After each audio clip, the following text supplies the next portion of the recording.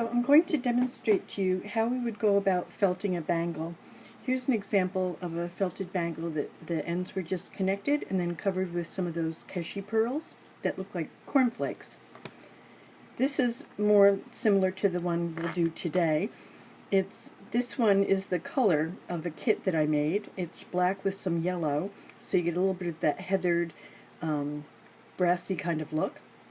And in a separate video, I'm going to show you how to do this Cellini spiral. I call it undulating peyote, using an assortment of different size beads in a tubular peyote, but I have a really foolproof, easy way to do it. So that'll be in a follow-up video.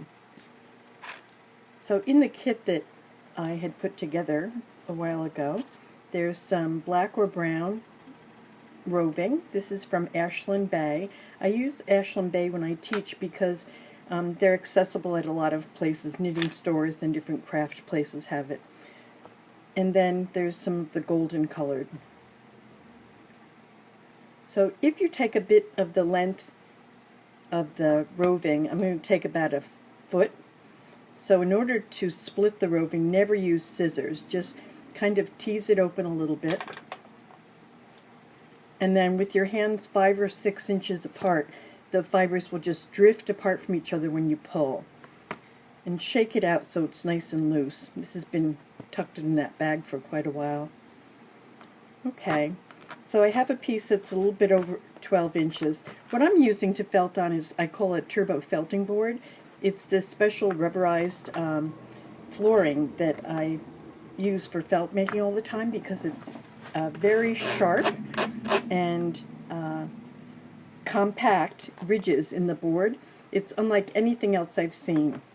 There is one that's shallower out.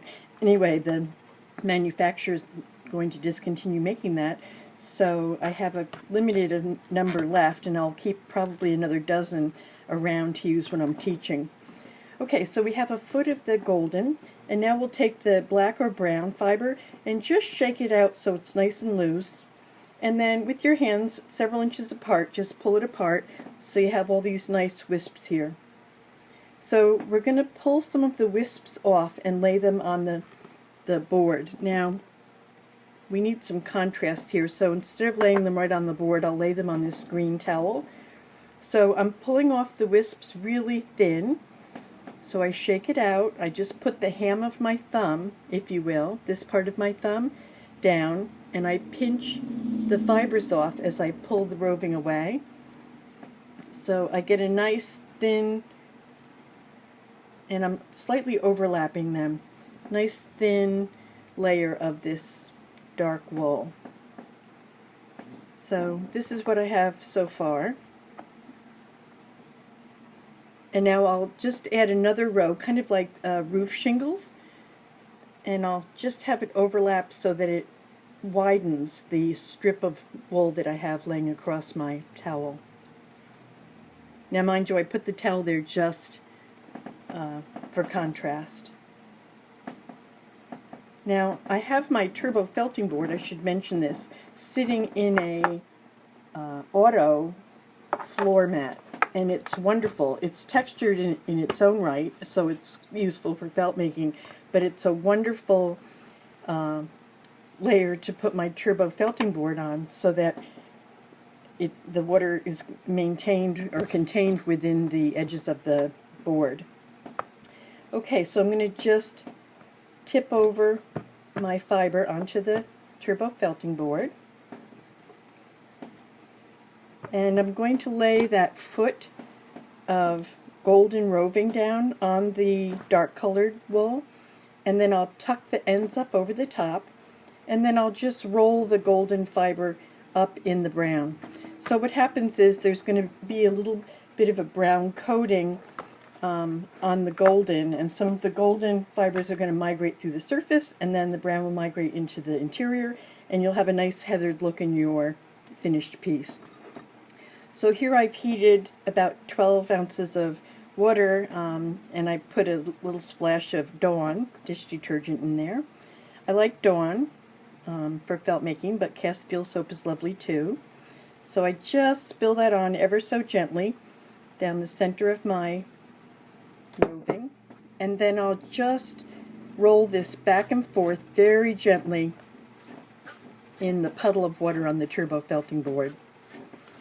So at first the outside is gonna feel all loosey-goosey, and it'll kind of hang and drape on the wool, but just persist. The more you keep rolling it back and forth against a textured surface, either a turbo felting board if you have it, or a washing board, or bubble wrap, or stair tread, anything that's got texture.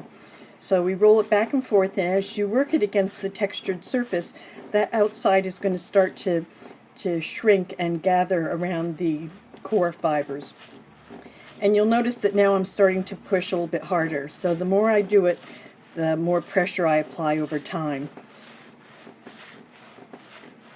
I'm just ignoring the ends for right now. I'll get to that in a second. So just rolling, rolling, rolling.